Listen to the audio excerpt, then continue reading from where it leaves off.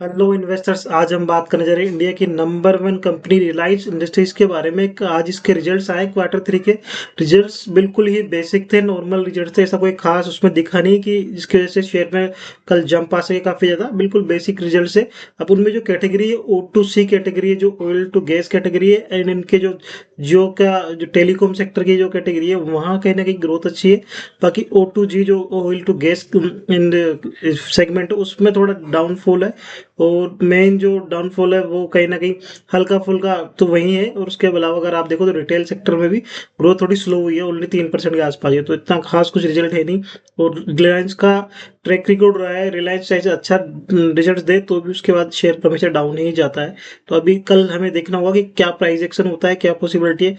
पर result normal है और मार्केट को एस्टिमेट थे जस्ट उनके आसपास ही है, उनको बीट नहीं किया है इन्होंने। तो एक बार हम इसको डिटेल में एनालिसिस करते हैं और इसके चार्ट्स पे चलेंगे। पहले टेक्निकल चार्ट्स देखेंगे कि टेक्निकल पे क्या बता रहा है, बाद में हम इसके रिजल्ट्स पे डिटेल में एनालिसिस करेंगे। तो एक बार हम चलते हैं रिलायंस के चार्ट्स के ऊपर। ये देखिए रिलायंस इंडस्ट्रीज का चार्ट है। अगर हम इस चार्ट को देखें तो कहीं यहाँ से 7-8 अप्रैल से जब ट्रम्प ने टैरिफ का अनाउंसमेंट किया था उसके बाद से मार्केट ने अब एक साइड में वन वे गया है। अभी यहाँ से करेक्टिव फेज में था इस एरिया में। तो करेक्शन में क्या हुआ, ए वेव है, ये बी अप साइड में गई है, सी ने यहाँ ब्रेक किया था इस एरिया पे। जो लास्ट डाउन राइजिंग था उसको एक ही कैंडल ने ब्रेक कर दिया था इसको। तो यहाँ से भी एक बार डाउन ट्रेंड में रहेगा। अब कल क्या पॉसिबिलिटी है, क्योंकि अभी ट्रेंड डाउन ट्रेंड है। अगर इस एरिया के ऊपर जाए, इस वाले एरिया के, अब मैं मार्क कर देता हूँ आपको, ये जो एरिया कहला ना इसके एरिया के ऊपर निकालता है तो कहीं ना एक बार ट्रेंड रिवर्सल होने में देखने को मिल सकते हैं ना।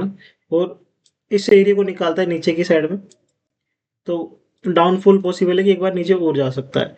ये ऊपर की तरफ रेजिस्टेंस है, ये सपोर्ट है। अगर सपोर्ट ब्रेक करेगा तो और नीचे की तरफ, क्योंकि ट्रेंड इसका डाउन ट्रेंड है बिल्कुल फास्ट ट्रेंड में और अप साइड में निकालता है, तो यहाँ से थोड़ा फुल बैक देखने को मिल सकता है।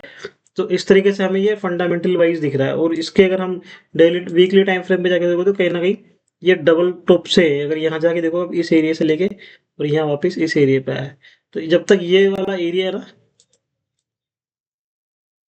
ये जो लाइन है यहाँ पे, ये देखिए एक बार यहाँ टॉप बना, एक बार यहाँ बना, तो डबल टॉप है। और इस से ही बार बार रेजिस्टेंस मिलता है 1600 के आसपास। तो ये बहुत मुश्किल हो रहा है रिलायंस के लिए निकालना। जब तक ये एरिया नहीं निकलेंगे अपर ट्रेंड में तो एक बार कंसोलिडेशन और बार बार नीचे रिजेक्शन ही मिलेगा इसको। तो इसके लिए हमें इसको ध्यान में रखना है। अब इसके एक बार हम इसके रिजल्ट्स के बारे में बात करते हैं।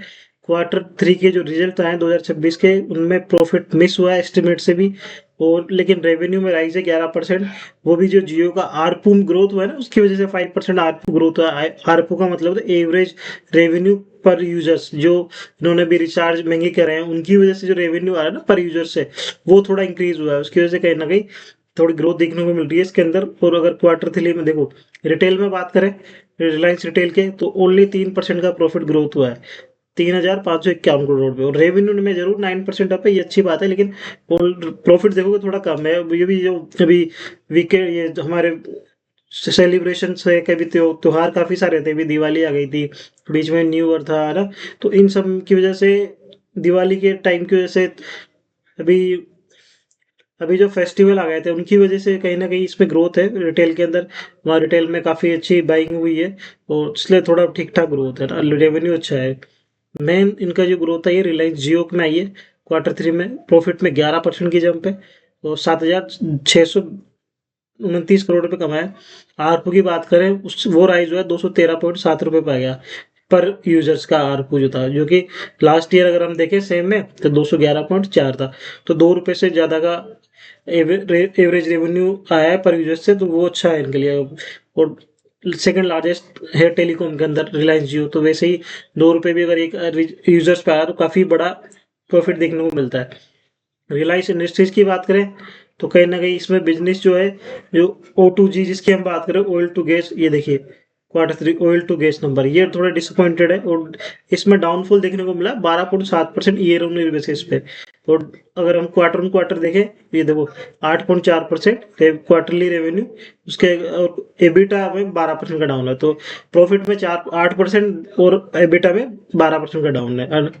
तो ये कहीं ना कहीं थोड़ा निराशाजनक है। बस O two C oil to chemical और जियो, रिलायंस जियो, वहां से ही ग्रोथ अच्छी देखने को मिली। और रिलायंस रिटेल में कहीं ना कहीं इसके जो रेवेन्यू है वो अच्छे है, प्रॉफिट अच्छा नहीं है। तो ओवरऑल रिजल्ट्स बिल्कुल स्टेबल है और ठीक ठाक है, ना ही तो अच्छे ना ही बुरे। बट इसका ट्रैक रिकॉर्ड रहा है, जब भी रिजल्ट खराब आता है तो कहीं ना कहीं डाउनफॉल आता ही है। अच्छा है या खराब है, तो कल देखना है कि प्राइस एक्शन क्या बताता है हमें रिलायंस के चार्ट पे।